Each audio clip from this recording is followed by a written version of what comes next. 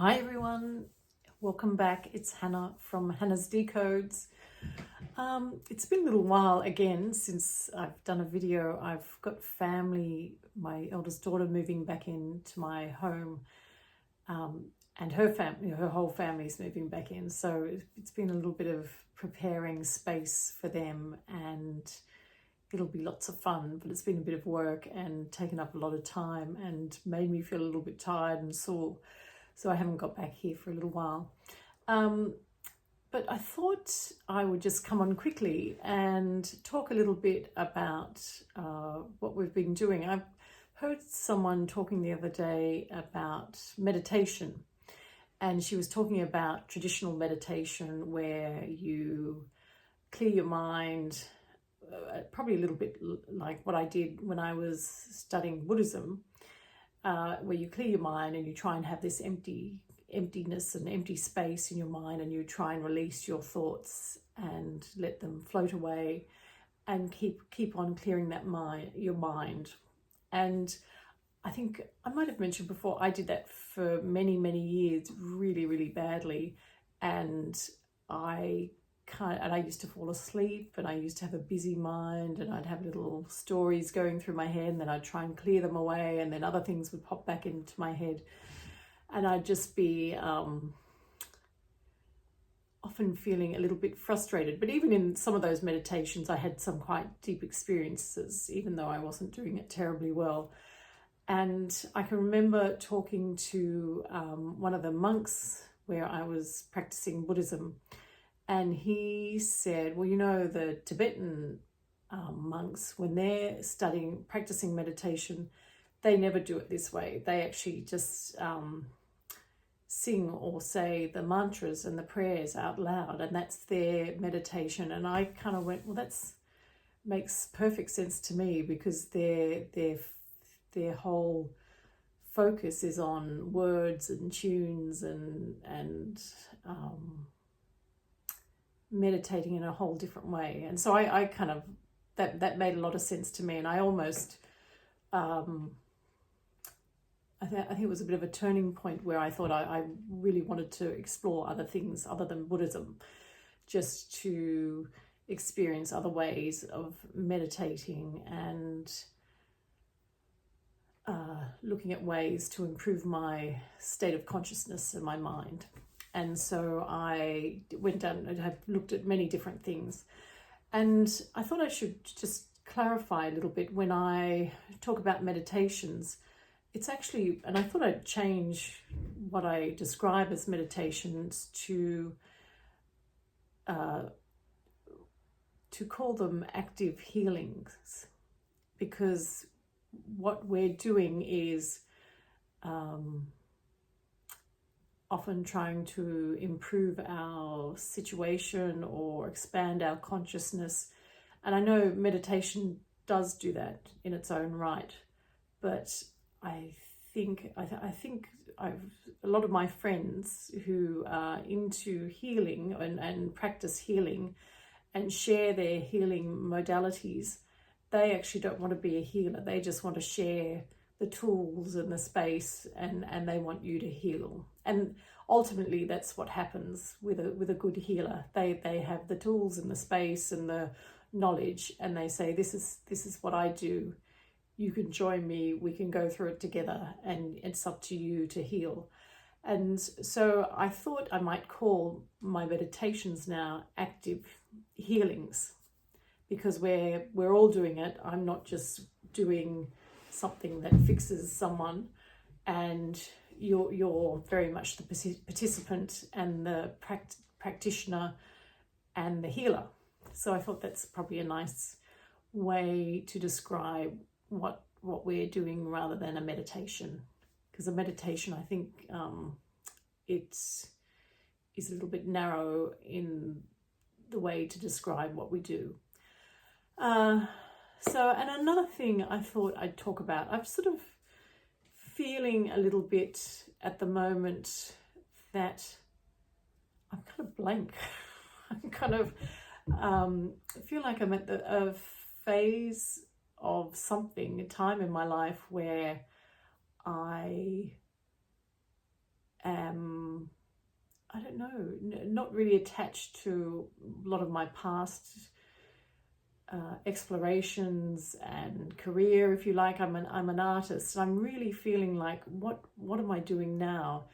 And I have some ideas of artistic endeavors I'd like to do, but it sort of all feels really different, as if I'm almost becoming this blank canvas or blank bit of paper that's ready to jump into something totally new or some more information. So I feel it's a very sort of unusual, kind of strange feeling where I feel almost like I know nothing, but I'm on the verge of having the ability to know everything I want, almost. I don't know if that makes sense to you, but no, it's a little bit of I feel like I'm in a in-between place at the moment, and perhaps that's where some other people are feeling they are too. I don't know. So I thought it might be nice to do an active healing today and kind of join in all the facets of ourselves. And you do this on an individual level. So for me, I'd be looking at my my present, past and future selves, and sort of almost seeing a nice sort of ribbony light thread running between us all with light and love, and just to recognize that there's a connection, and the future self is a new beginning of something that we don't know, but just to feel like there's some cohesiveness there in my experience, and hopefully this might benefit some of you, the audience, as well. So I thought we'd do the breath, the quantum breath, and just imagine our past, present and future selves all kind of connected by this beautiful ribbon of light, and just sit with that for a moment. And again, I'll probably do it for a few minutes, but you can pause and be in that place for as long as you would like. Okay, so getting comfortable, feet on the ground, hands on your laps if that's comfortable. Some lovely deep gentle belly breaths, breathing that air right down to the bottom of your tummy. Perhaps breathe in through your nose and gently out through your mouth. Sorry.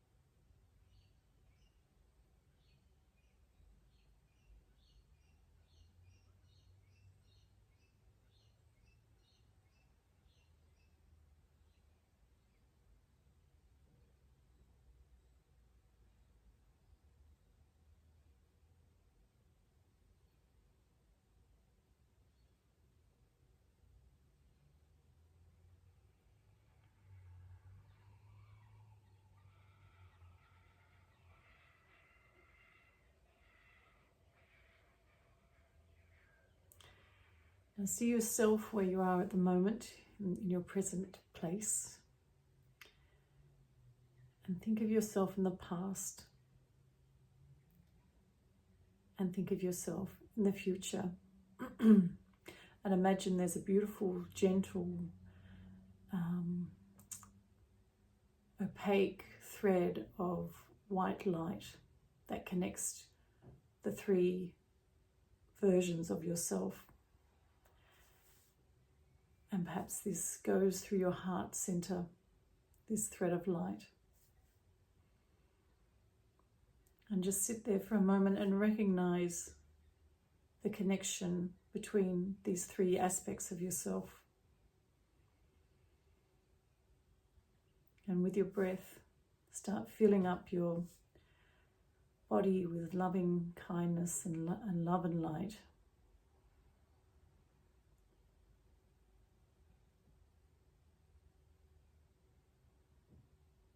And as you do this, you see this thread, the ribbon that joins the three aspects of yourself in the past, present, and future, becoming lighter and more powerful.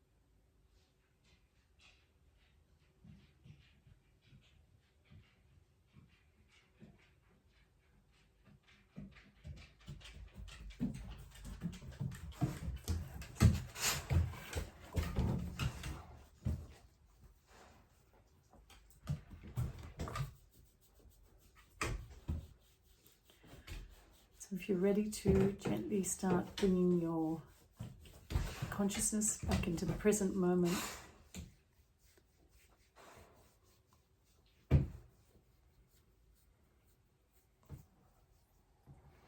wiggle your fingers and toes and come back to the moment now.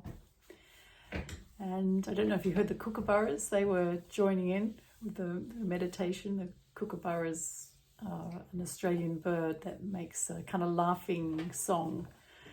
And when we were kids, there used to be a kookaburra song that was about a kookaburra sitting in the old gum tree, merrily, merrily, merrily. He must be, laugh, kookaburra, gay your life must be. So anyway, the kookaburra was having a nice song while we're meditating. I don't know if you heard it.